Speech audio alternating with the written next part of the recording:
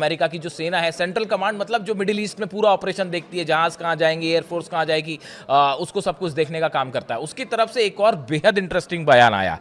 उन्होंने ये कहा है, उन्होंने ईरान को ये कहा, आईआरजीसी से ये कहा कि देखिए आपके जो ड्रोन और जहाज जो हैं, हमको ये बात कतई मंजूर नहीं है कि हमारे जहाज़ों के ऊपर आपके ड्रोन आए या आपके जहाज जो ईरान के हैं वो हथियार लेके हमारे ऊपर अगर सर्विलांस करें तो साहब हम इसको बर्दाश्त नहीं करेंगे, आप इसको रोक दीजिए। यानी कहने का मतलब ये है कि ईरान के जो ड्रोन्स हैं, जो बताया जा रहा था, जिस तरह से बीच में खबरें आई कि हजारों ड्रोन्स ईरान ने तैनात कर रखे हैं और वो सर्विलांस भी कर रहे हैं, इलाके में घूम भी रहे हैं। यानी आप देखिए, खुद अमेरिका का सेंट्रल कमांड जो है इस बात को मान रहा है, कह रहा है कि साहब आप हमारे जहाज जो हैं या हमारे जो अड्डे हैं उसके ऊपर आप अपने जहाज मत उड़ाइए, उसके ऊपर अपना ड्रोन मत लाइए, उसके ऊपर से आप हथियारों से लोड करके जो है वो अपने